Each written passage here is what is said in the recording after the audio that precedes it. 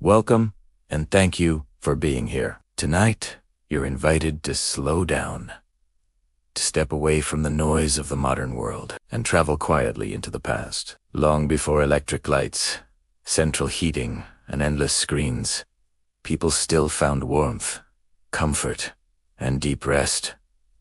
During the longest winter nights, they did so not through speed or excess, but through patience, wisdom, and careful design. In this story, we will explore how ancient civilizations shaped their homes to protect sleep itself. From firelit shelters and Roman-heated floors, to Viking longhouses, earthen dwellings, and the quiet order of traditional Japanese homes. There is no rush here. No sudden moments. Only a gentle journey through time. You may listen closely, or simply let the words drift by as you rest. Settle into a comfortable position. Allow your breathing to slow. And as the night deepens around you, let us begin. Winter arrives quietly, not with a sudden roar, but with a gradual thinning of the light. Days shorten. Shadows linger. The sun sinks earlier each evening, leaving behind long hours of cold and darkness. Across history, this moment has been familiar to all people, in every land where winter claimed part of the year. Tonight, imagine such a night. Outside, the air is still and sharp. The ground holds the memory of frost. Wind moves slowly, as if conserving its strength. There are no electric lamps glowing in windows, no humming heaters behind walls, only darkness and the quiet persistence of cold. For most of human history, this was the world after sunset. The modern mind often struggles to imagine it. We live surrounded by warmth that arrives at the press of a button. Light follows us from room to room. We sleep beneath layers of manufactured comfort, rarely questioning how it came to be. Yet for tens of thousands of winters, comfort was something far more fragile, earned night by night through ingenuity, patience, and deep attention to the rhythms of nature. This story begins there,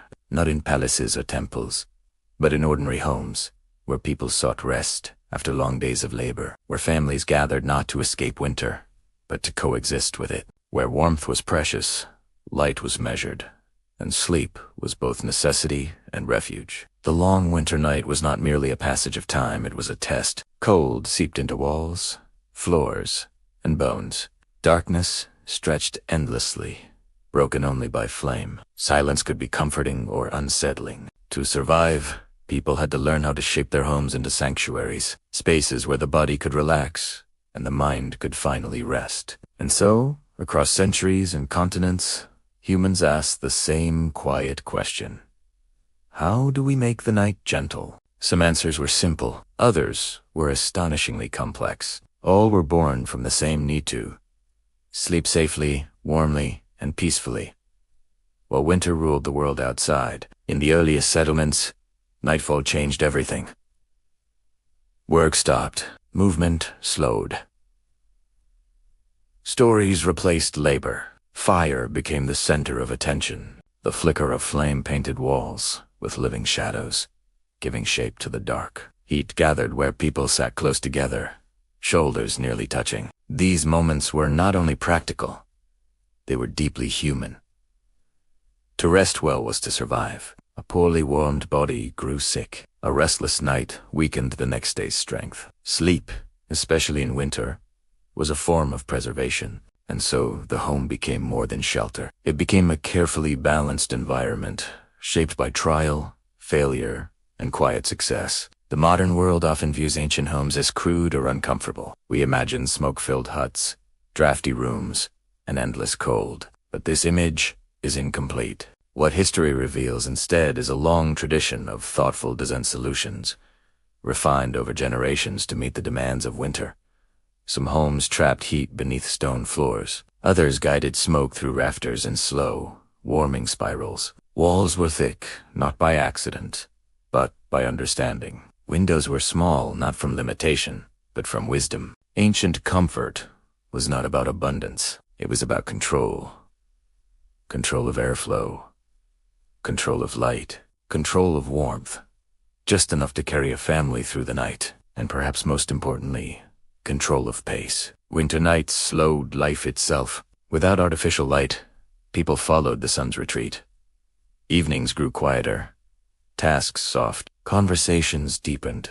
The body was allowed encouraged to rest. This rhythm shaped sleep in ways modern life often forgets. The night was long, yes, but it was not empty. It was filled with the soft sounds of fire, the murmur of voices, the gentle movement of animals nearby. Outside, snow or frost reflected faint starlight. Inside, warmth gathered patiently, layer by layer. Across the ancient world, from the Mediterranean to the frozen north, this pattern repeated.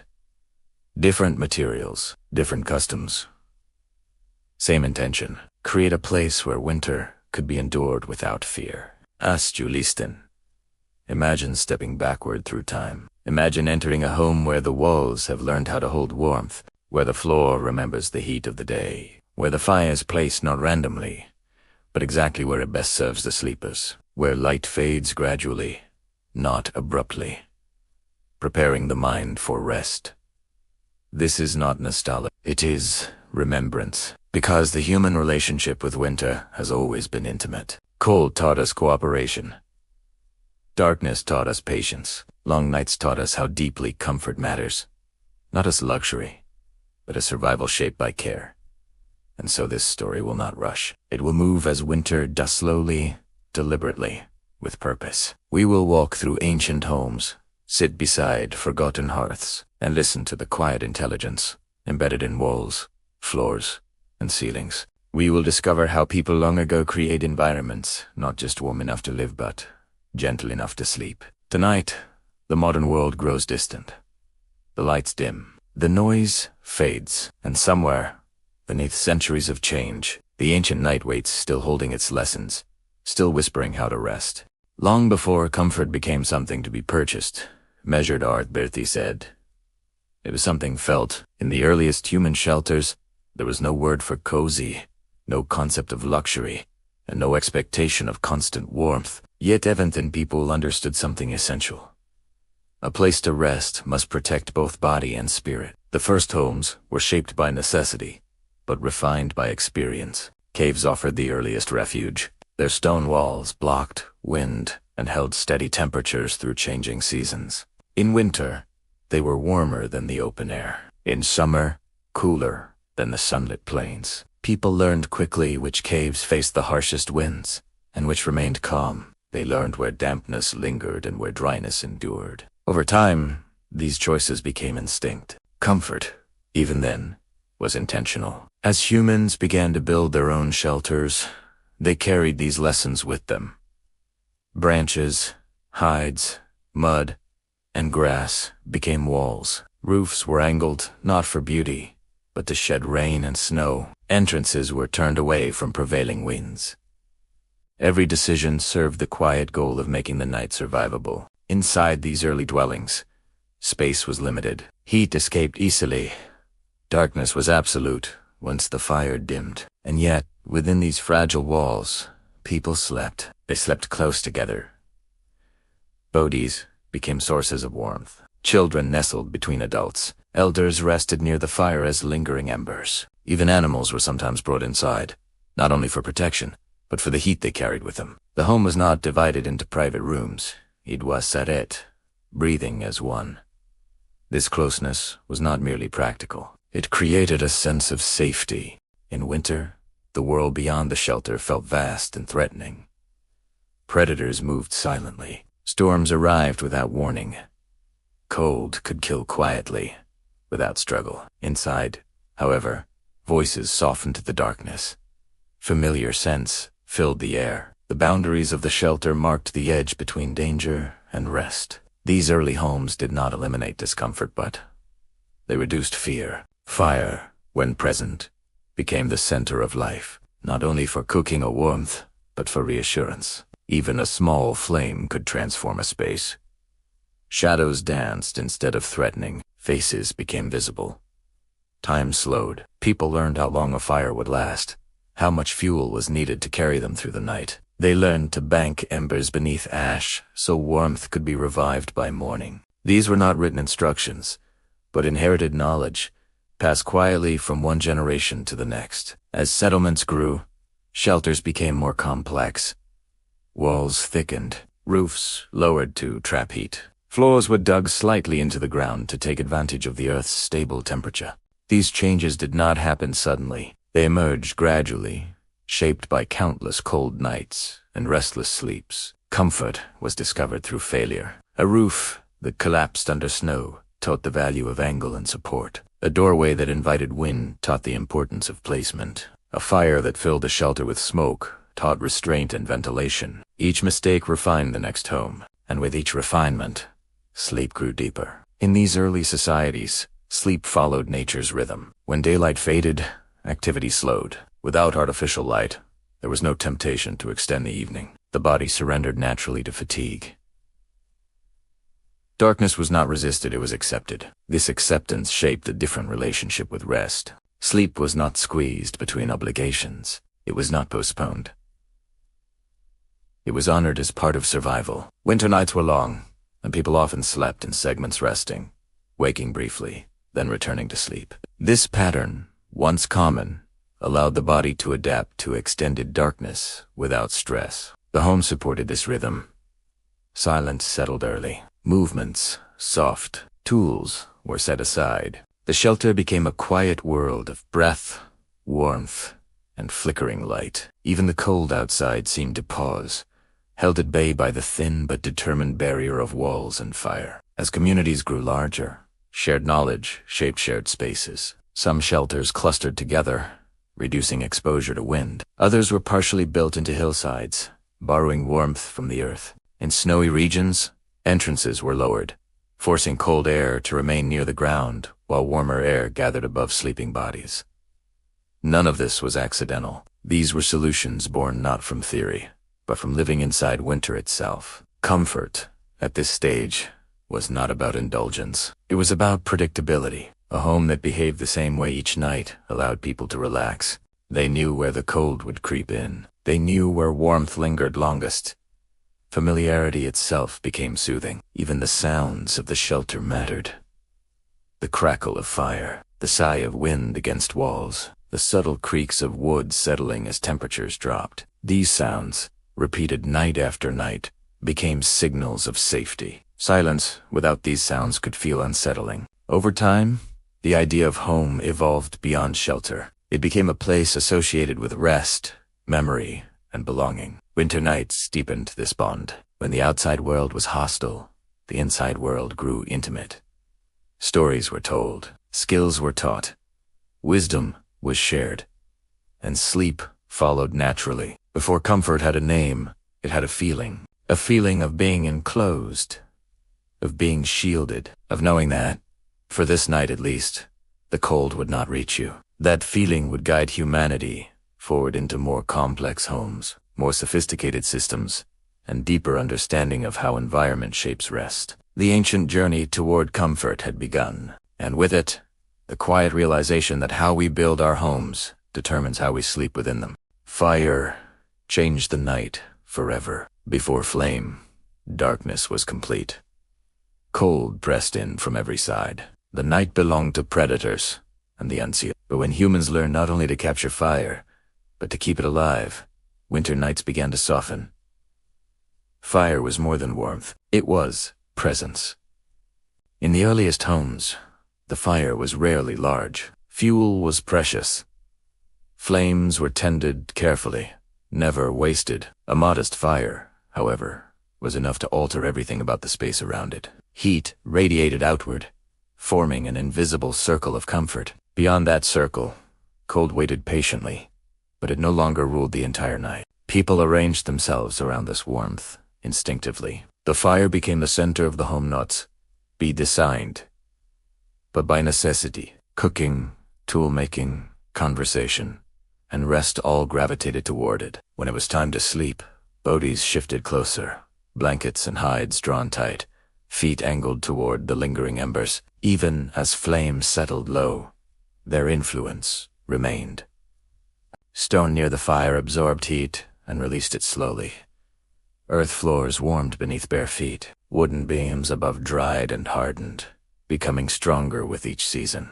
The fire reshaped the home quietly, night after night. Light was just as important as heat. A single flame pushed back the darkness, enough to reveal faces, hands, and walls. Shadows danced gently, never still, giving life to otherwise empty space. This movement soothed the mind, the fire's rhythm brightening, dimming.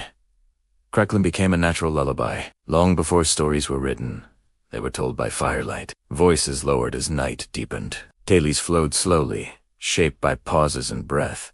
The fire listened without judgment, its glow steady and patient. In winter, these moments mattered. They strengthened bonds. They gave meaning to the long hours of darkness. When stories ended, the fire remained. Sleep did not begin suddenly. It arrived gradually, guided by fading light and cooling air. As flames shrank, eyes grew heavy. The body followed cues it had learned over generations. Fire taught humans how to transition from wakefulness to rest. This partnership was delicate. Too much fire brought smoke, discomfort, and danger. Too little brought cold and fear. Ancient people learned to balance through experience. Fires were built low and wide rather than tall and fierce. They were fed slowly, encouraged to burn evenly. Placement mattered. In early shelters, fires were often set slightly off-center, allowing smoke to escape through openings above while keeping warmth near sleeping areas. Over time, this placement became more refined. Fire pits were lined with stone, hearths took shape. Boundaries were drawn between flame and floor. The hearth was born. With it came ritual. Lighting the fire at dusk marked the beginning of night. Tending it before sleep became a shared responsibility. Letting it fade safely signaled rest. In the morning, reviving embers marked the return of day. These small acts structured time itself. Fire also shaped the senses. Its smell became associated with safety. Its warmth told the body when to relax. Its light trained the eyes to adjust gently to darkness. Even the sound of burning wood carried meaning. Sharp cracks signaling new fuel. Soft hisses indicating moisture. Low murmurs promising steady heat. Winter nights were long, but fire shortened them. Not by reducing time, but by making it bearable. The hours between sunset and sleep no longer felt endless. They were filled with warmth, movement, and quiet companionship. Fire made homes feel alive. Yet fire alone was not enough. As communities settled into harsher climates, new challenges emerged. Smoke irritated eyes and lungs. Sparks threatened roofs of thatch or hide. Heat escaped too quickly, and poorly designed shelters. Each problem demanded a solution, and so people began to shape not just the fire, but the space around it. Openings and roofs were adjusted to draw smoke upward. Walls were curved to reflect heat inward. Stones were placed strategically to absorb and release warmth. The fire remained central, but the home learned how to work with it rather than endure it. These refinements transformed winter nights further. Instead of clinging to warmth, people could relax within it. Sleep grew deeper. Bodies recovered better. Illness became less frequent. Fire, once wild and unpredictable, became a trusted companion. Even so, respect remained. Fire was never taken lightly. It could comfort or destroy. Its dual nature shaped careful habits. Flames were never left unattended. Children learned early how to move around the hearth. Elders taught caution alongside gratitude. This awareness fostered mindfulness. Winter nights encouraged stillness. Fire encouraged reflection. Together, they created an atmosphere where the mind could settle. Sleep was no longer an act of exhaustion. It was a natural conclusion to the day. Across cultures, this relationship repeated. Different fuels, different designs, same understanding. Fire was the bridge between cold night and restful sleep. As civilizations grew more complex, fire would become embedded into architecture itself. Hidden beneath floors, guided through walls, shaped into systems of warmth unseen by the eye. But before those innovations, there was this simple truth. A small, steady flame could hold back the winter, and in its gentle glow, humanity learned not only how to survive the night, but how to rest within it. When the Roman world learned how to guide fire beneath stone, winter changed its meaning. In cities and villas across the empire, warmth no longer hovered only at the center of a room. It moved silently underfoot, rising evenly through floors and walls, transforming cold stone into a gentle source of comfort. This innovation did not shout its presence, it whispered. It whispered. The Romans called it the hypocaust. At first glance, a Roman home might have appeared cool and austere marble floors, tall walls, wide spaces. Yet beneath this apparent chill flowed a carefully controlled current of warmth, designed to turn even the coldest night into a place of rest. The system was deceptively simple. A furnace was built outside the main living quarters, often tended by servants or workers. From this furnace, hot air and smoke were drawn beneath the floor, which was raised on small stone pillars. The heated air traveled through this hidden space, warming the floor above before escaping through flues built into the walls. No open flame disturbed the room. No smoke clouded the air. Warmth arrived silently, evenly, and without effort from those inside. For winter nights, this was revolutionary. Stone, once a symbol of cold, became an ally. Floors absorbed heat throughout the day and released it slowly into the evening. Bare feet no longer recoiled from icy surfaces. Sleepers felt warmth rise gently, soothing muscles and calming breath. The body relaxed in ways earlier generations could not have imagined. Roman architects understood something fundamental. Heat moves upward. By warming the lowest surface, they allowed comfort to envelop the entire room. This created a stable environment, free from sudden temperature shifts that disrupt rest. Even as flames burned in distant furnaces, the living spaces remained calm and quiet. The hypocaust was not merely a luxury, it was an act of control over winter itself. In public bathhouses, the system reached grand scale. Floors glowed with warmth. Steam drifted gently through rooms designed for relaxation and healing. These spaces taught Romans how deeply warmth affected the human body and mind. That knowledge followed them home. In private villas, heated rooms were often reserved for sleeping quarters and dining areas, places where stillness mattered. Cold rooms existed, but warmth was directed where it mattered most. This deliberate choice reveals something important. Romans valued rest.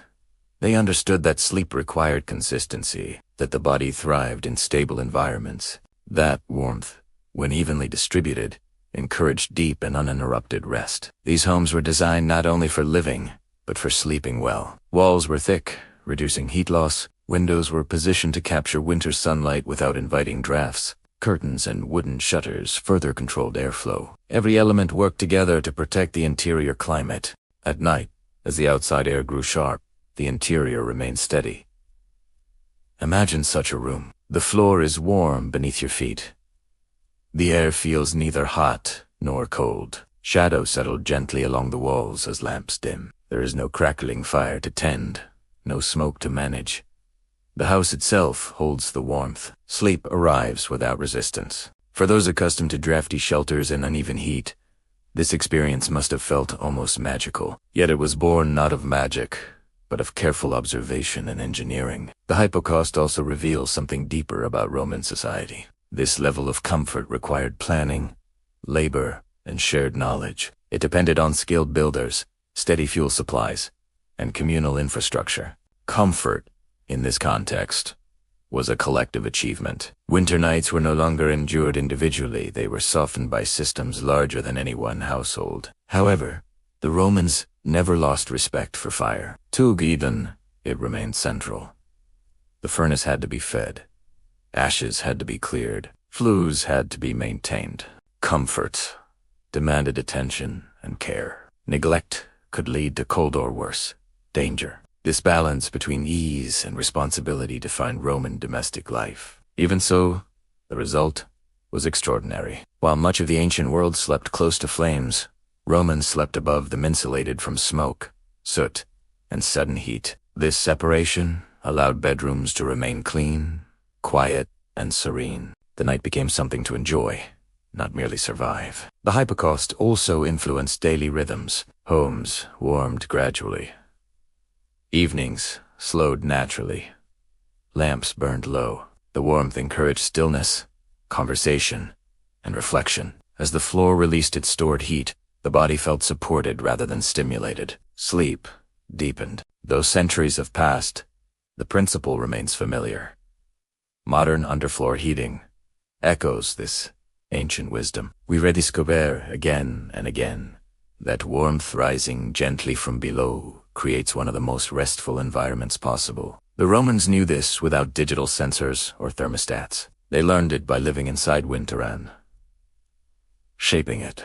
Yet even Rome's brilliance did not stand alone. Beyond the empire's borders, in lands where stone was scarce and cold more severe, other civilizations pursued comfort through different paths. Paths shaped not by hidden heat, but by shared fire, clever airflow, and the quiet power of togetherness. As we move north, the nights grow longer, the air sharper, and the solutions equally ingenious.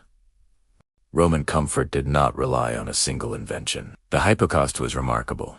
Yes, but it worked so well because it existed within a larger system of thoughtful design. Roman homes were not assembled randomly. They were composed carefully, with winter always in mind. Even before warmth rose from beneath the floors, the house itself had already begun protecting its inhabitants. Roman builders understood mass. Thick stone and brick walls slowed the movement of cold. During the day, these walls absorbed warmth from the sun and from interior heat sources. At night, they released it slowly, softening the drop in temperature. This created an environment that felt steady, reliable qualities essential for rest.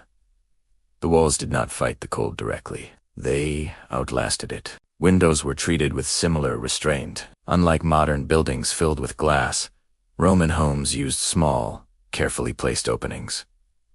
This reduced heat loss and limited drafts. In winter, sunlight entering these openings was precious. It warmed interior surfaces naturally, adding to the stored heat of the structure. Shutters, curtains, and wooden screens allowed further control. As night approached, openings could be closed gradually, sealing warmth inside. The house responded like a living thing, adjusting to the fading light and falling temperature. Orientation mattered as well. Roman architects paid close attention to the sun's path. Important rooms were often positioned to receive morning or afternoon light, depending on climate and use. Sleeping spaces benefited from indirect warmth rather than harsh exposure. This balance prevented overheating during the day while preserving comfort at night. The result was a home that worked with nature rather than against it. Courtyards played a surprising role in winter comfort. Though often associated with open air, they acted as light wells and temperature buffers. During daylight, sun warmed the surrounding walls. At night, these walls radiated heat inward, subtly supporting adjacent rooms. Even empty spaces had purpose. Floors, too, reflected Roman ingenuity. Stone and tile were common, not only for durability, but for thermal stability. Rugs and woven mats added insulation where needed, especially near sleeping areas. Comfort was layered, not assumed. Roman furniture followed the same philosophy. Beds were elevated, keeping sleepers away from colder air near the floor except where hypocausts warmed from below. Bedding was layered with wool, linen, and sometimes fur. These materials trapped heat without stifling breath, allowing the body to maintain a stable temperature through the night. The Roman understanding of rest was deeply physical. They recognized that the body needed consistency. Sudden cold wakes the sleeper. Drafts disturb breath. Uneven heat strains muscles. By smoothing these extremes, Roman homes created conditions for uninterrupted sleep. Silence played a role as well. Stone walls muffled external noise. Interior layouts separated sleeping spaces from busy streets or household activity. At night, homes grew still. Even cities, dense as they were, quieted after sunset. This stillness was cultivated. Lighting remained soft. Oil lamps burned low, casting steady, gentle light rather than flickering flames. Reflections off pale stone walls enhanced illumination without increasing brightness. Eyes adjusted naturally to darkness. Sleep followed smoothly. The Roman home did not announce its comfort. It did not rely on dramatic fires or visible systems. Its genius was quiet, embedded in proportions, materials, and orientation. This subtlety reveals a deeper truth. Roman comfort was not indulgent. It was disciplined. Resources were managed carefully. Fuel for furnaces was measured. Maintenance was constant. Builders followed established principles, refined over generations. Comfort emerged, not from excess, but from restraint. Even in colder provinces of the empire, These principles adapted: thicker walls, smaller openings, more reliance on thermal mass. The Roman approach proved flexible, capable of responding to varied climates. Yet there were limits. Beyond the empire's reach lay lands where stone was scarce, winters harsher, and daylight shorter. In these regions, Roman methods would give way to different forms of wisdom methods, shaped not by hidden warmth, but by community and shared heat. As the empire expanded northward, its architects encountered unfamiliar challenges. Timber replaced stone, snow weighed heavily on roofs. Darkness stretched longer into the day. The solutions that emerged there would look very different, but the Roman lesson remained clear. A home designed with intention can turn winter from an enemy into a companion. By shaping space, light, and material, the Romans taught the world that comfort begins long before night falls and lasts long after the fire dies. As we leave the stone cities behind and travel into colder realms, we carry this lesson with us. Winter demands respect, and those who listen closely to its rhythms will always find a way to rest within it. Beyond the reach of Roman stone and sunlit courtyards, the world grew colder.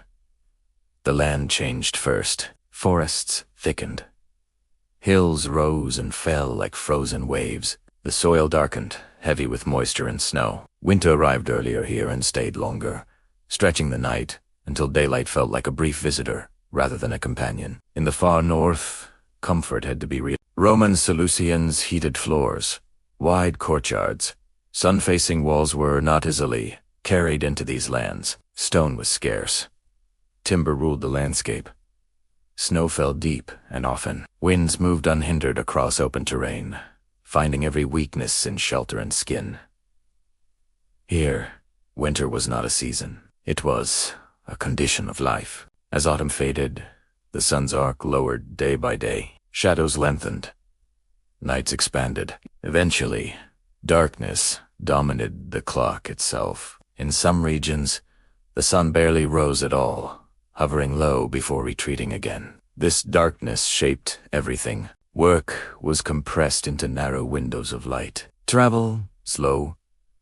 Isolation deepened. Homes became the center of existence, not just a place to return to, but a world unto themselves. For the people of the North, the question was not how to enjoy winter. It was how to endure it. Yet an endurance alone was not enough. Bodies needed rest. Minds needed calm. Without sleep, even the strongest would weaken before spring arrived. And so, in this harsher environment, a different kind of comfort emerged, one rooted in closeness, simplicity, and shared warmth. The North learned to gather inward. Timber replaced stone as the primary building material. Trees were plentiful, flexible, and strong. Logs were stacked thick and tight, their natural oils resisting moisture and cold. Gaps were filled with moss, clay, or animal hair to block drafts. These walls breathed slowly, adjusting to the shifting air without cracking. Roofs were steep, designed to shed snow before its weight became dangerous. Thatched or sod-covered tops added insulation, trapping heat beneath layers of earth and plant matter. From the outside, these homes seemed to grow out of the land itself. Inside, light was scarce. Windows were small or absent altogether. Glass, when used, was rare and precious. Instead, openings were carefully controlled, admitting just enough light without inviting cold. The interior world became dim, quiet, and intimate. This was not darkness as emptiness, but darkness as enclosure. Fire returned to center stage here, but in a different role than it had played in Rome. There were no hidden furnaces or underfloor chambers. Flame was visible, present, alive. It crackled and breathed, reminding everyone inside that warmth was something actively maintained. The hearth became the heart of the home. Placed centrally, it served many purposes at once. It cooked food, it dried clothing, it provided light, and most importantly, it warmed every corner of the space through steady, radiant heat. Smoke filled the room initially, rising slowly before finding its way out through openings above. This was not seen as a flaw, but as part of the system. Smoke warmed the roof, dried the beams, and discouraged insects. Over time, people learned how to manage it, how large a fire to build, how long to let it burn, when to reduce it for the night. The balance was learned, not measured. In winter, families did not scatter through separate rooms. They stayed together. Sleeping spaces were arranged near the hearth. Benches, platforms, and raised areas held bedding made of wool, fur, and straw. Everyone shared the same warmth, the same air, the same sounds. Privacy was sacrificed for survival, and something unexpected emerged in its place: comfort through togetherness. Body heat mattered. A single person could not warm a space effectively, but many could. Children slept close to parents. Elders rested where warmth lingered longest. Even animals, sheep, goats, dogs sometimes shared the shelter, adding their heat to the collective. This closeness reduced fear. In the long northern night, isolation could be dangerous. Silence could feel oppressive. Inside the longhouse or timber dwelling, however, life continued quietly. Breathing was heard, embers glowed. Someone shifted in sleep. These sounds reassured the mind. Rest came more easily when one was not alone. Winter shaped daily rhythms here more strictly than in the south. With little light, activity slowed earlier. Meals were eaten closer to sunset. Stories replaced labor. Tools were repaired rather than used. Hands stayed busy, but wently so. The fire set the pace. As flames lowered, voices softened. The room grew still. Smoke thinned. Embers glowed, red beneath ash. This gradual dimming signaled the body that rest was near. There was no sudden darkness, no harsh interruption. Sleep arrived as a continuation, not a collapse. The cold outside pressed hard against the walls, but inside, warmth remained contained. Thick timber resisted the wind. Small openings prevented drafts. The earth beneath insulated from below. This was not luxury, but it was wisdom. The people of the north learned to accept winter rather than defeat it. Their homes did not overpower the cold. They coexisted with it, creating pockets of warmth within an otherwise unforgiving world. And within those pockets, life persisted. The long night became a teacher. It taught patience. It taught efficiency. It taught the value of shared space and shared heat. It taught that comfort, when stripped of excess, could still be profound. As the Roman world relied on systems and stone, the North relied on people. On closeness, on rhythm, on fire tended by many hands. Soon, these principles would take architectural form in one of the most iconic winter dwellings ever created. Structure designed not just to house families, but entire communities beneath one roof, the Longhouse. And we teen at the North perfected its answer to the darkest nights of the year. In the lands where winter ruled most of the year, the Longhouse rose as an answer. It was not grand in appearance. From the outside, it seemed low and heavy, pressed close to the earth as if resisting the wind. Its walls were thick with timber, turf, and packed earth. Its roof sloped deeply, shedding snow and rain before weight could gather. Yet within this humble shape lived one of the most effective winter shelters ever devised. The Longhouse was built for togetherness. Rather than dividing space into many rooms, it gathered people into one long, shared interior. Families, relatives, and sometimes entire communities lived beneath a single roof. In winter, this design was not merely cultural, it was essential. Warmth, after all, multiplies when shared. At the center of the Longhouse lay the hearth. A long, open fire pit ran lengthwise along the floor, its flames low and steady. This was not a roaring blaze meant to impress. It was a controlled, patient fire, fed slowly to last through the night. Smoke rose from the hearth and drifted upward, curling through the high interior before escaping through openings in the roof. Along the way, it warmed the air, dried the timber beams, and added another layer of insulation above. The hearth breathed life into the house.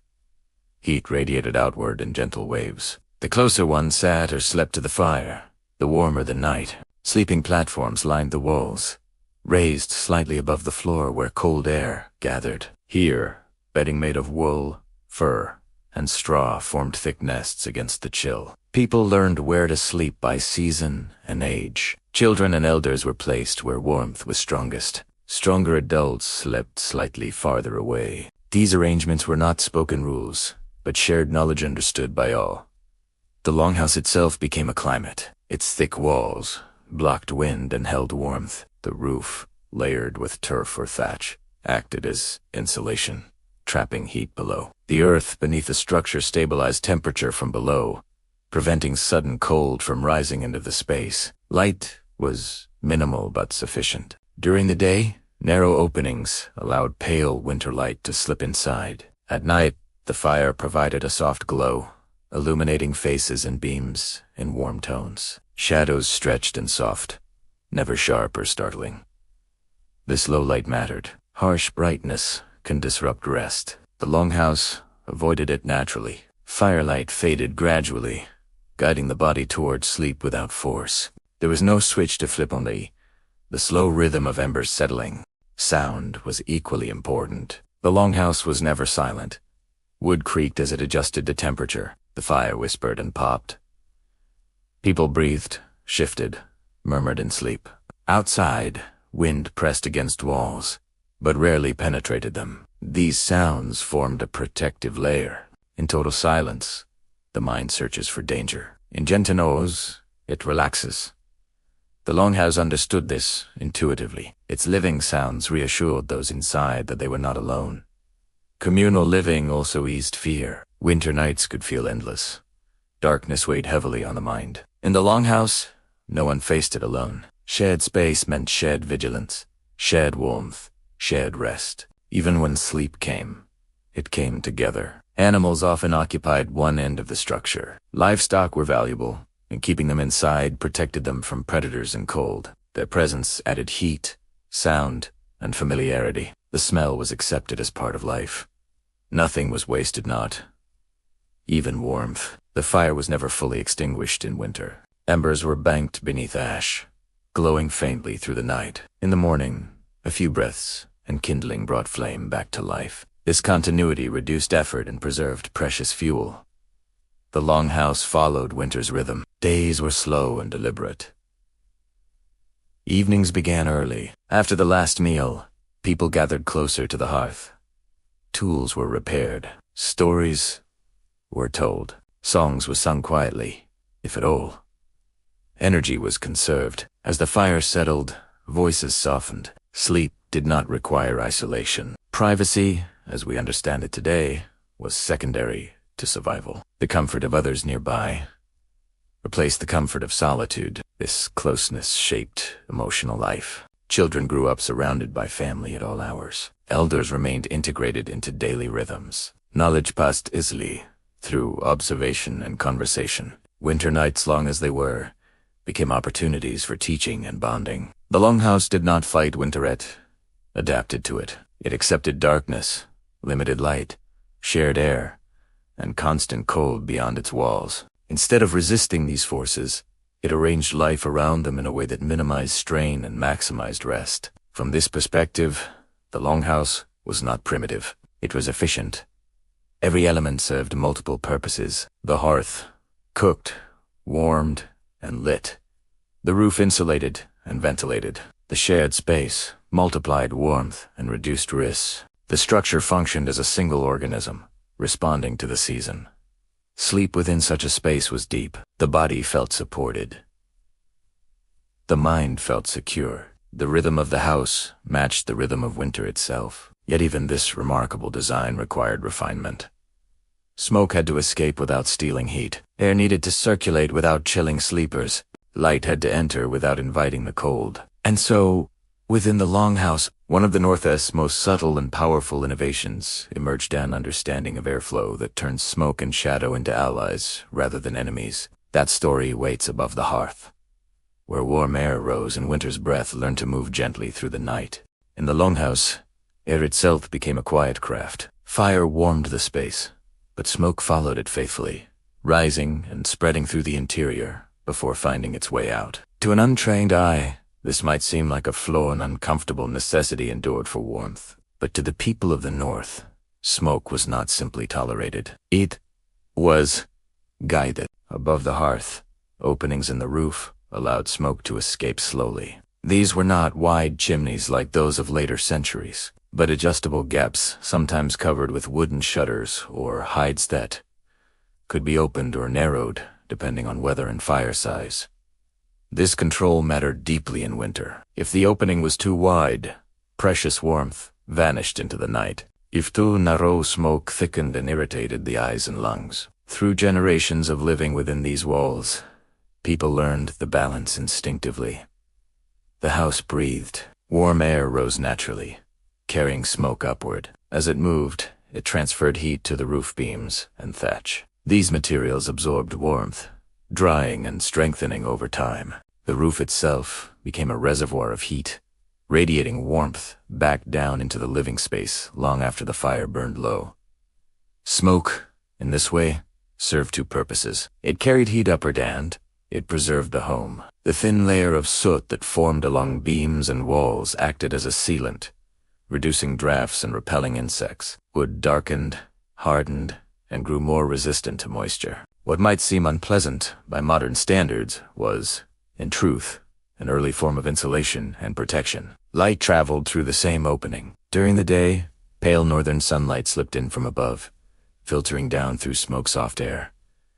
This light was never harsh. It scattered gently, illuminating the interior just enough to work, eat, and move safely. At night, the opening framed the darkness. Occasionally, stars were visible. Sometimes snowflakes drifted down, hissing softly as they touched warm air. These moments connected the inside world to the vast winter outside, reminding those within the longhouse of what waited beyond its walls. Airflow was shaped not only above, but below. Cold air, heavier than warm, settled near the ground. By raising sleeping platforms and benches, the longhouse kept bodies above the coldest layer. Warm air circulated where people rested, while chill remained closer to the floor. This vertical awareness was subtle but powerful.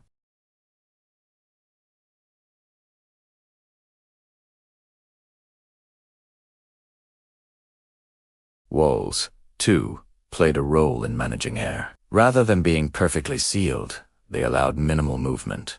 This slow exchange prevented the space from becoming stale while avoiding sudden drafts. The house exhaled gently, never all at once. The result was air that felt alive, but not aggressive. Breathing in such a space felt different. Smoke lingered lightly, yes, but it thinned as the night progressed.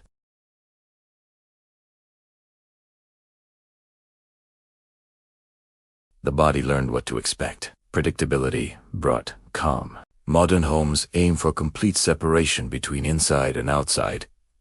The longhouse accepted connection instead. Air moved. Heat shifted.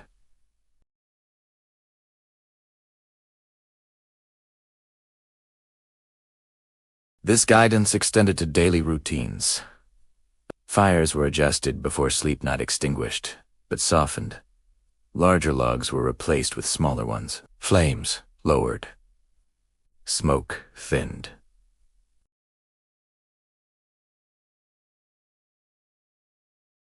These actions became ritual.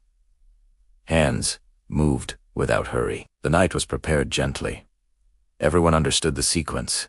Iban Chilerin. There was no rush-only readiness.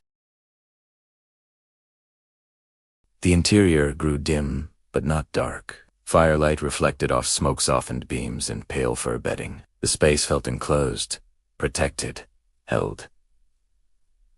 Sleep arrived gradually. The body, warmed evenly and breathing familiar air, relaxed. Muscles loosened, breath slow with. The mind followed. Even dreams were shaped by the environment. The quiet crackle of embers, the low sigh of wind passing over the roof, the distant creak of timber-thieves' sounds formed a steady backdrop. They reassured the sleeping mind that the house remained awake, standing guard against the cold. In storms, this awareness deepened.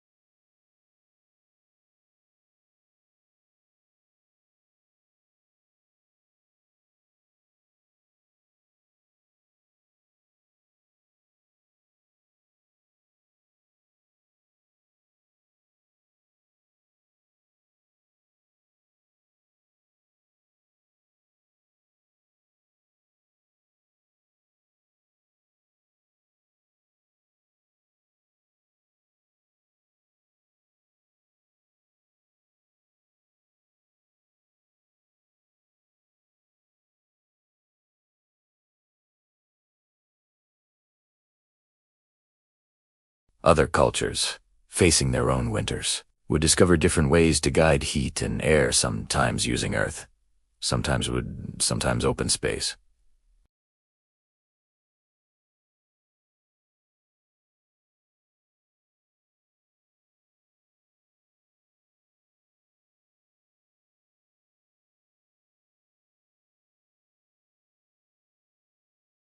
While the longhouses of the north stood firm against snow and wind, winter was being met in different ways elsewhere in the world. Cold does not arrive in a single form. In some places it creeps in quietly through stone and earth. In others, it follows clear skies and sharp nights rather than heavy snowfall. Across continents, ancient people faced the same challenge, but their answers reflected their land, materials, and rhythms of life. Comfort, once again, adapted. Beyond the Europe, winter homes often relied less on timber and flame, and more on earth itself. Soil, clay, and stone became tools not only of shelter, but of temperature control. These materials held absorbing warmth when it was available and releasing it slowly when the night grew cold. The earth remembered the sun. In regions where days remained bright, even in winter, builders learned to capture daylight rather than fight darkness. Homes were oriented carefully, angled to invite low winter sun while shielding against cold winds. Walls thickened, not upward, but outward, creating mass that resisted sudden change. Inside these homes, temperatures shifted gently. The night cooled the air, but the walls responded slowly, releasing warmth stored during the day. This steadiness created ideal conditions for rest. Sleep came easier when the body did not need to adjust constantly. In many cultures, floors were partially sunk into the ground. This lowered the living space into the Earth's stable temperature zone, insulating from surface cold. The ground itself became part of the home, a quiet partner in warmth. Fire still played a role, but it was no longer the sole source of comfort. In some regions, hearths were smaller and more controlled, used briefly to boost warmth rather than maintain it throughout the night. The home structure carried the rest of the burden. This reduced the need for constant attention. Families could sleep without tending embers endlessly. The house itself held the night steady. Across deserts and highlands alike, earth-based homes emerged rounded, thick, and deliberate. Corners soft to reduce airflow. Ceilings lowered to keep warmth close. Openings were few and intentional. Light entered softly. Windows were placed high or angled to admit sun without exposure. During the day, sunlight painted walls with warmth. At night, the glow faded naturally, guiding the household toward rest. These homes felt quiet. Sound moved differently through earth and stone. Outside noise softened before reaching the interior. Wind became a distant presence rather than a force. This quiet, layered silence supported sleep deeply. The mind relaxed when the world felt distant. In colder nights where fire was still needed, hearths were often set near walls or corners, allowing heat to travel across surfaces rather than dissipate upward. Smoke was guided through channels or vents, warming walls before exiting. Again, air was not expelled. In some cultures, underground or semi-subterranean chambers were used for sleeping. These spaces remained remarkably stable in temperature, protected from wind and extreme cold. During winter nights, they offered profound stillness. Darkness here was complete, but not unsettling. The body learned quickly that this darkness was safe. Sleep deepened.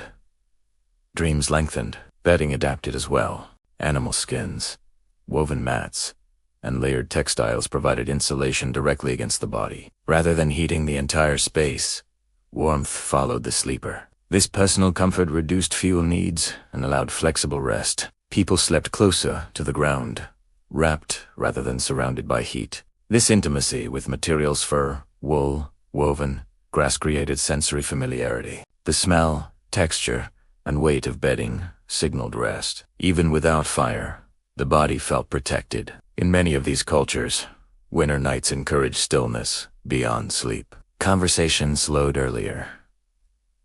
Movement soft. Meals were simple and warm. Activities shifted inward, repairing tools, mending clothing, quiet storytelling. The night became a time of conservation. Energy, like warmth, was carefully managed. These homes did not seek to overpower winter.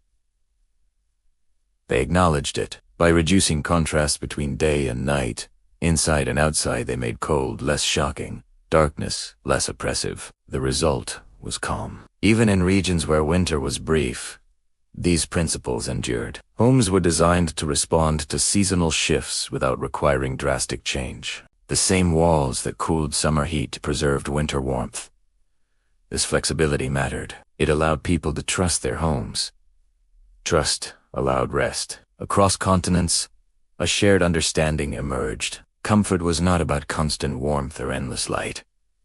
It was about rhythm, about preparing the body gently for rest, about environments that supported the natural slowing of life in winter, whether through timber and smoke, stone and sun, or earth and shadow. Ancient people reached the same conclusion. A good home does not resist the night. It welcomes it carefully. As we continue forward, we will step deeper into these earth-centered designs, into spaces shaped almost entirely from soil and sky, places where warmth was borrowed from the day and returned slowly to the night.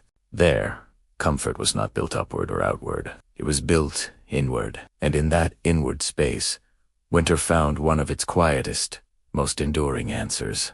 In places where forests were sparse and stones scarce, people turned to the ground beneath their feet. Earth became wall, floor, and shelter. Clay, mud, sand, and straw materials often overlooked were shaped into homes that quietly mastered winter comfort. These structures did not rely on constant fire or shared body heat alone. Instead, they trusted the slow intelligence of thermomass.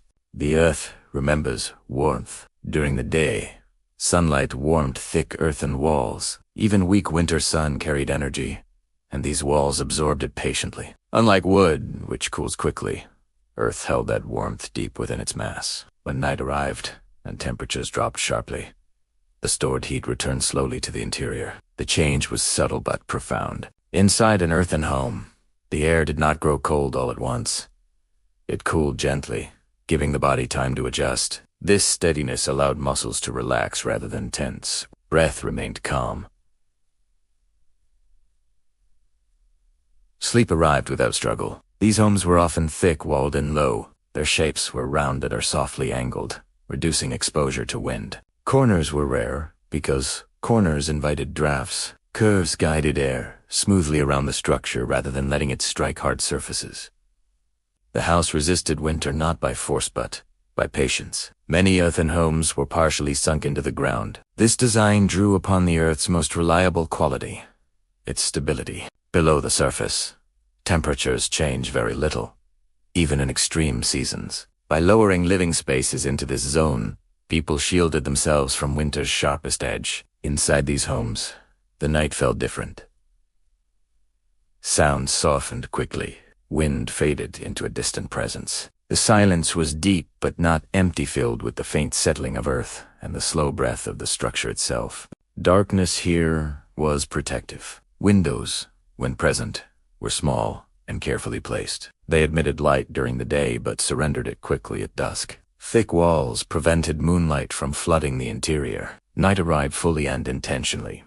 This helped the body surrender to rest. Without prolonged brightness, the mind slowed. Ace adjusted. Sleep followed ancient rhythms rather than artificial schedules. Fire still existed in these homes, but its role changed. Rather than serving as the sole source of warmth, fire became a supplement. Small hearths or ovens were used to warm food, heat stones, or briefly raise temperature before sleep. Once extinguished, the house continued its work. The walls took over. In some cultures, heated stones were placed into alcoves or pits within the home. These stones released warmth slowly through the night, extending comfort without flame. This reduced smoke and fire risk while preserving warmth. These techniques required foresight. Fire had to be used at the right time. Stones had to be heated before dusk. Openings had to be sealed as night approached. The home demanded participation, not neglect. Yet this participation created intimacy. People knew their homes deeply. They understood how long warmth would last. They sensed when walls were full of heat or nearly spent. Living within such structures sharpened awareness of time, season, and body. Sleep became a collaboration between person and place. Bedding adapted accordingly. Thick woven mats insulated sleepers from cool floors. Wool blankets trapped heat without stifling breath. Animal skins added weight and warmth, signaling the body to relax. The sensation of being covered held was as important as temperature itself. Often, families slept near one another, sharing warmth subtly without crowding. Space was respected, but isolation was rare. Even in earth-built homes, togetherness eased the long winter night. In these regions, winter was quieter than in the north. Snow might fall briefly or not at all. Nights were cold, but still. Wind was less violent, more persistent. The challenge was not survival against storms, but endurance through repetition. Night after night of cold silence. The earthen home excelled here. Its stability reduced mental strain. The same temperature returned each evening. The same quiet followed sunset. Familiarity soothed the mind. This predictability mattered deeply. When the world outside changed little, fear diminished. The home became a constant anchor in the dark season. Even illness was eased by such environments. Dry air was rare. Temperature swings were minimal. The body could heal while resting, supported by a steady climate. In many of these cultures, winter nights were long periods of reflection. People spoke softly. Movement was deliberate. Time felt slower, not empty, but spacious. Sleep was longer, often broken by brief waking moments, then resumed. The home supported this rhythm without complaint. It neither demanded attention nor imposed discomfort. It simply existed, quietly releasing what it had gathered from the day. This was the gift of earth-based design. No gears, no hidden chambers, no roaring flames, just mass, memory, and patience. Across the ancient world, these homes endured for centuries. Some still stand today, their walls bearing the marks of countless winters. They remind us that comfort does not always require complexity. Sometimes it requires trust. Trust in materials, trust in rhythm, trust in the slow work of warmth moving through earth. As we move forward, we will encounter a different expression of winter comfort, one shaped not by mass and silence, but by order, restraint, and quiet ritual. In the Far East, homes were designed not only to manage cold, but to calm the mind. There, winter comfort took on a more delicate form. In the Far East, winter arrived with a different character. Snow did fall, and nights did grow cold. But the land also offered balanced mountains that blocked harsh winds, forests that softened sound, and a long tradition of building in harmony with nature rather than against it. Here, comfort was not pursued through thickness or mass alone. It was shaped through order. The traditional Japanese minka was not a fortress against winter. It was a dialogue with it, built from wood, earth, bamboo, and paper.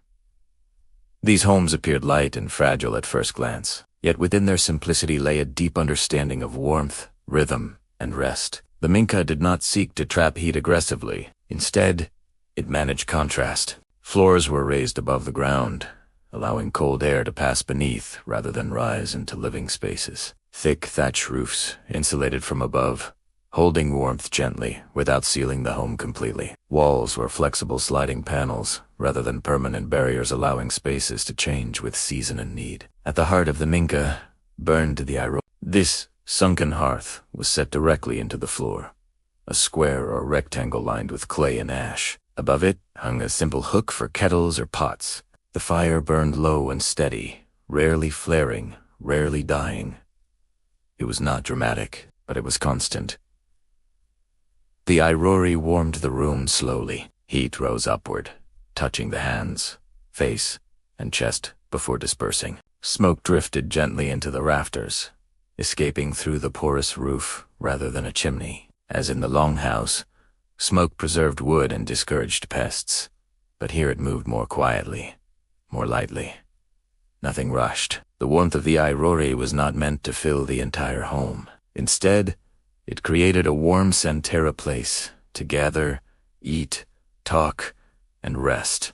Beyond this circle, the house remained cool, encouraging movement only when necessary. Comfort followed intention. In winter, family life contracted inward. Rooms were closed off with sliding panels to reduce space and conserve warmth. Thick straw mats tatami covered the floors, providing insulation and softness. Additional mats or quilts were layered where people sat or slept. Bedding was stored away during the day and brought out at night. This ritual mattered. By laying out futons only when sleep approached, the home signaled the body that rest was near. The act itself was slow and deliberate, preparing both space and mind. At night, the minka grew still. Oil lamps cast soft, steady light. Paper screens diffused illumination, preventing harsh brightness. Shadows remained gentle, edges blurred. The world soft. Sleep arrived without force. Rather than heating the air, warmth followed the body. Thick quilts trapped heat close to the sleeper. The cool air beyond encouraged deeper sleep, preventing overheating. Breath slowed naturally. This balance between warm and cool was intentional. Japanese tradition recognized that excessive warmth disturbed rest. A slightly cool environment, paired with adequate bedding, allowed the body to regulate itself more effectively. Silence played a central role. The minka filtered sound delicately. Wind passed through trees rather than striking walls directly. Snow, when it fell, settled quietly. Inside, wood creaked softly. The fire whispered. These sounds were not distractions. They were confirmations. The home was alive, responding gently to the night. Space itself was ordered to support calm. Furniture was minimal. Possessions were stored away. Open floors and uncluttered rooms allowed the eye to rest. The mind followed. This simplicity was not absence. It was intention. Each object served a purpose. Each movement had meaning. In winter, when days were shorter and energy precious, this clarity reduced mental strain. The minka taught restraint. Rather than resisting cold entirely, it allowed coolness to exist at the edges of life. People adapted by layering clothing indoors, by gathering around the airori, by sleeping beneath thick futons. Winter became something to move with, not fight. This philosophy extended to daily rhythm. Evenings slowed early. Meals were warm and simple. Conversations softened after sunset. The home dimmed gradually. Sleep came in. Stages rest.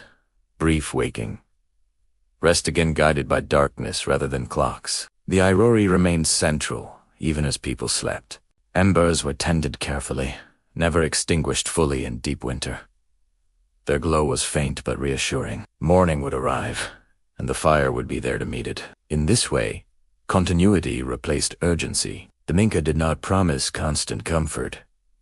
It promised balance, and in that balance, rest flourished. While other cultures sought to master winter through mass, fire, or closeness, Japan refined comfort through moderation, order, and ritual. The result was a home that calmed not only the body, but the mind. A place where winter nights felt purposeful rather than oppressive, where darkness was not feared, but welcomed as part of life's rhythm. As we continue, we will see how this principle of comfort carried close to the body rather than imposed on the space appears again in another ancient solution, one woven from fur, wool, and skin. In these final layers, warmth followed the sleeper wherever they rested, turning even the coldest night into a place of quiet refuge.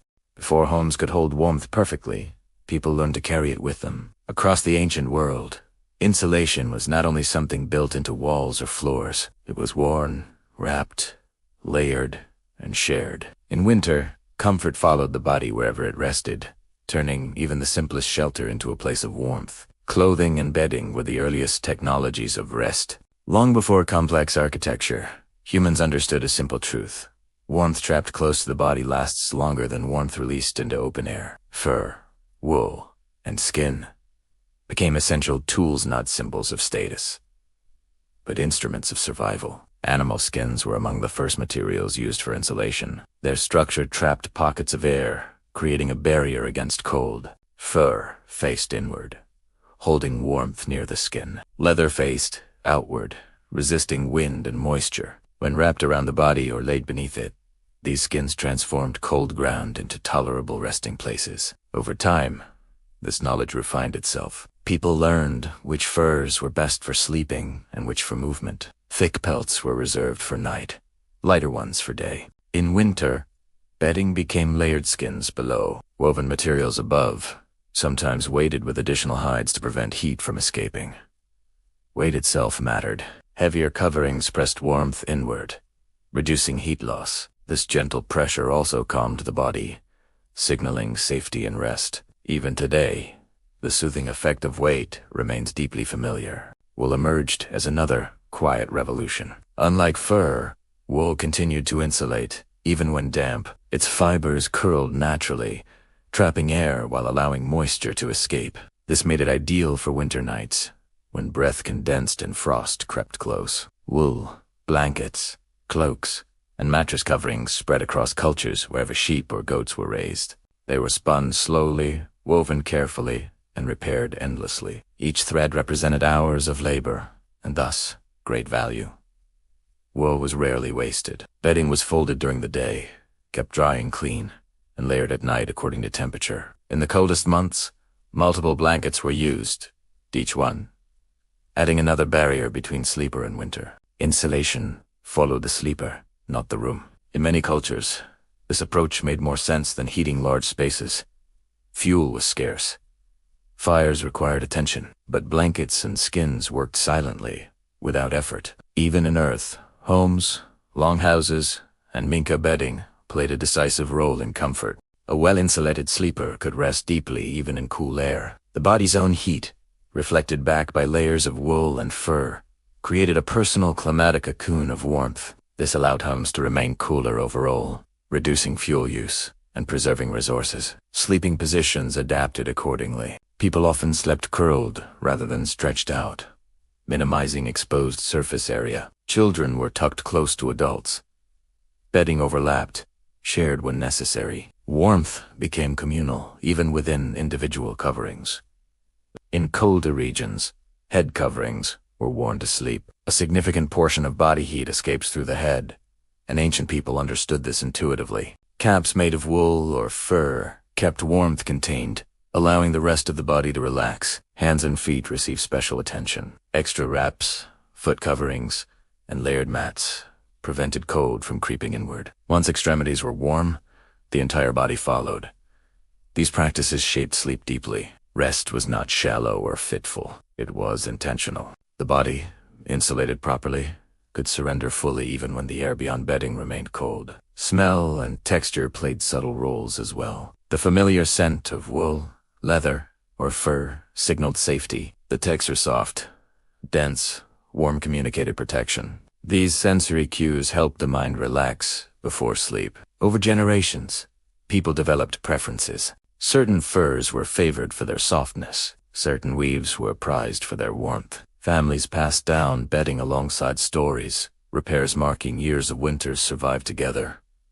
Bedding became memory. In nomadic cultures, this knowledge was especially vital. Homes were temporary, but insulation traveled. Tents, huts, or temporary shelters offered minimal protection from cold. It was the layers carried within that ensured rest. Even on frozen ground, a well-layered bed could provide warmth. Grass mats, straw, reeds, and woven fibers were placed beneath sleepers to block cold rising from the earth. Above, skins and blankets sealed warmth in. The body rested between layers of careful preparation. Fire might fade.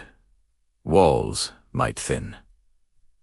But insulation endured. In many societies, winter nights involved less movement, longer sleep, and more time wrapped in bedding. Rising before full daylight was unnecessary unless required. The body conserved energy, supported by layers that made stillness comfortable. This rhythm aligned naturally with winter's demands. Insulation also reduced fear. Cold wakes the body abruptly. Warmth allows the mind to remain calm. A sleeper confident in their bedding slept more deeply, knowing that warmth would last through the night. Even illness was eased. A well-insulated body maintained stable temperature, supporting healing and recovery. Fevers were wrapped carefully. Elders were given the thickest coverings. Care expressed itself through warmth. Across continents, this truth echoed. Stone or wood might form the house. Fire or earth might warm it. But in the end, it was fur, wool, and skin that touched the body directly. They were the final layer between human vulnerability and winter's reach. As homes evolved and architecture advanced, these materials remained essential. Even the most sophisticated heating systems could not replace the comfort of a warm covering drawn close. Insulation taught humanity something fundamental. Comfort does not need to fill a space. It only needs to surround the sleeper. As we move forward, we will see how ancient people extended this principle beyond warmth, shaping light itself to guide the body gently into rest. For winter nights are not only cold, they are dark, and darkness, too, required thoughtful design. By the time winter reached its deepest point, ancient homes had already done their work. Walls had learned how to hold warmth. Air had found its gentle paths. Light had withdrawn without fear. Bedding lay heavy and familiar. Nothing remained accidental.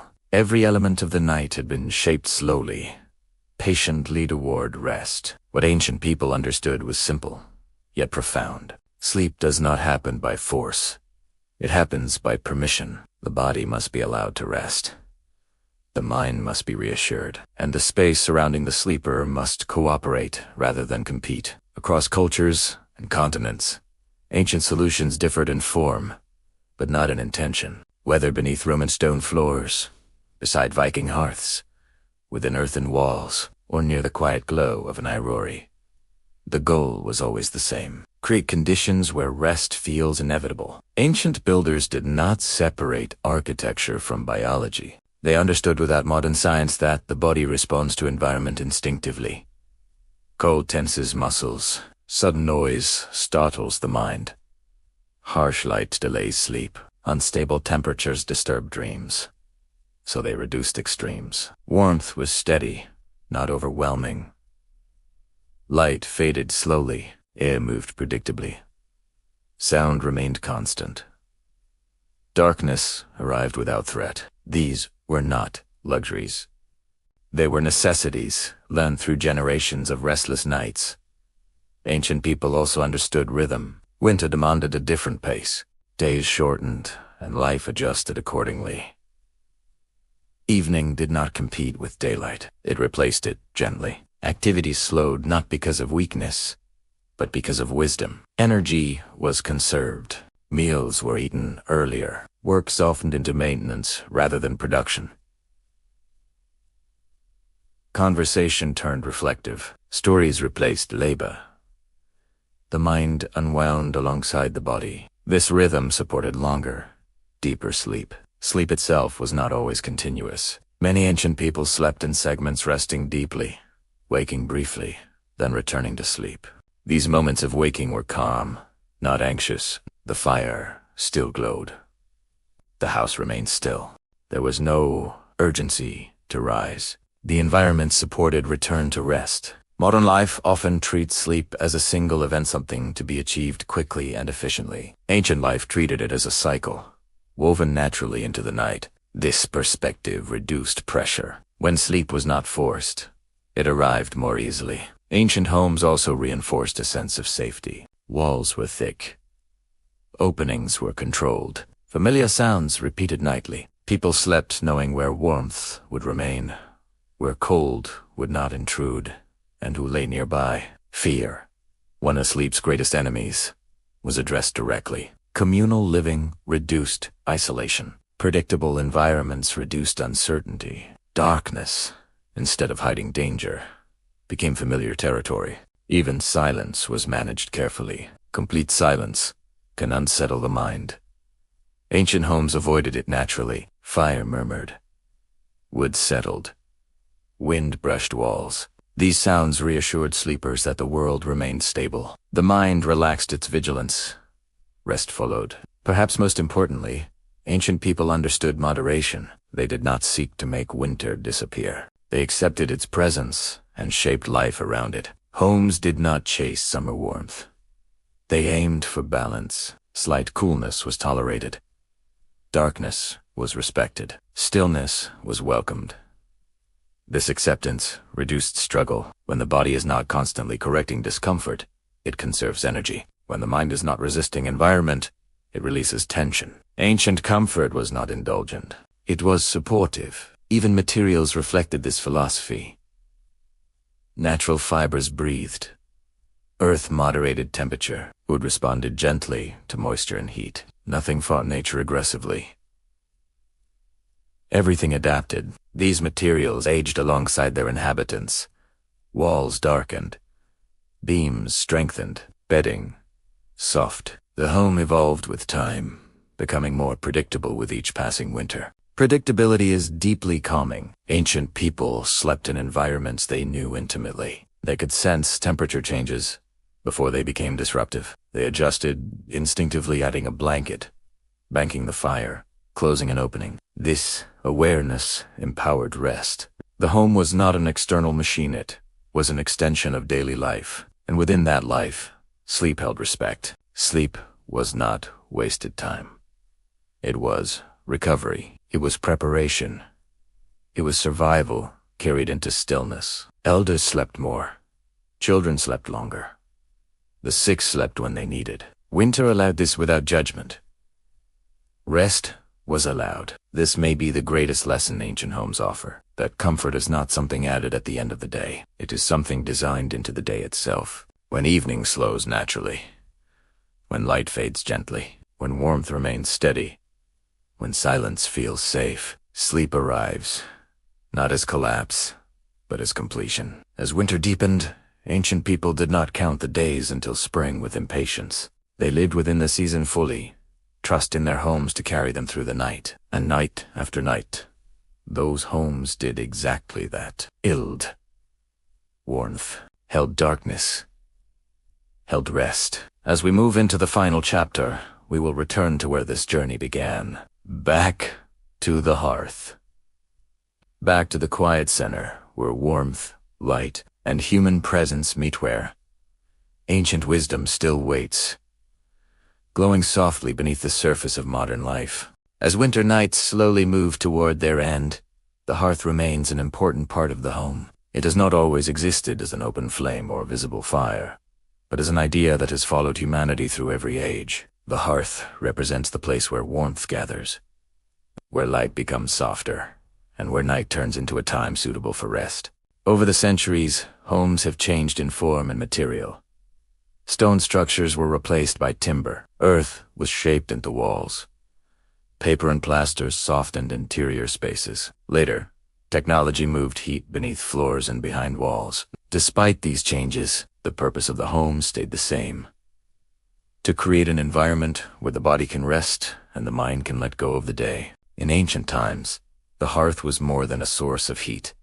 It provided rhythm to daily life. Evenings began around it, nights settled there, and sleep followed naturally. As fire became hidden or symbolic, its influence did not disappear. Modern heating systems, the quiet background warmth of radiators, and the soft glow of lamps all reflect that same central idea. Even today, people continue to return to the hearth, even if they no longer refer to it by name. Ancient people understood something that is often forgotten now.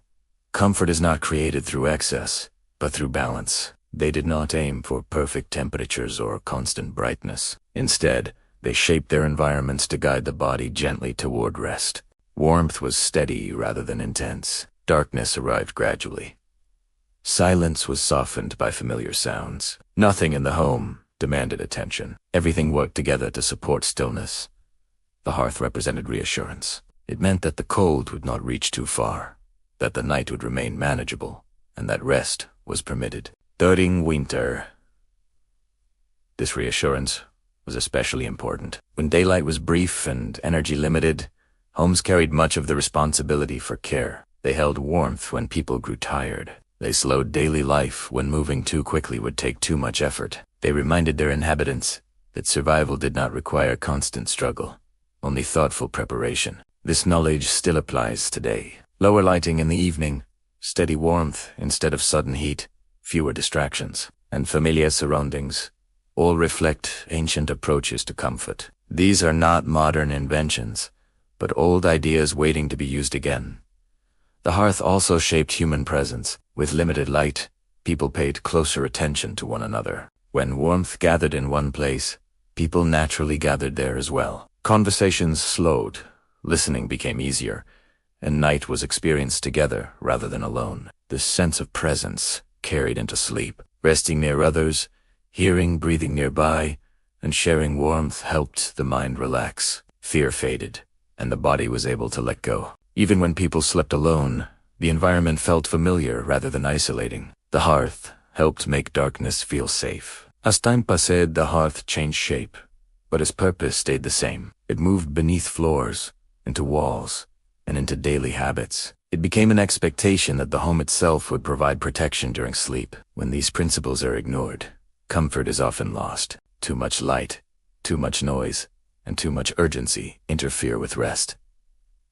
The ancient hearth offered a different approach. It encouraged slowing down in the evening, allowing darkness to arrive naturally, and creating warmth that surrounds without overwhelming. It reminds us that rest is not something to complete or achieve. It is a state the body enters when conditions are right.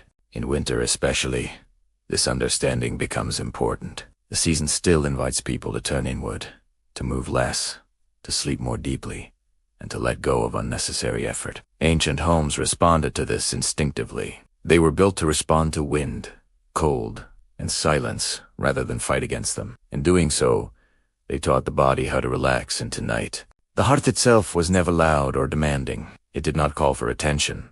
It simply remained present. As fires burned lower and embers settled beneath ash, homes grew quiet. Sleep came not from exhaustion, but because everything in the environment signaled that it was time to rest. That language has not changed. Even now, the body recognizes steady warmth, dimming light, and familiar quiet as signals for sleep. And so, as this long winter night comes to an end, we return once more to the hearth not as a physical object, but as a feeling of being supported by the space around us, of being protected without effort, and of being allowed to rest. The warmth remains steady.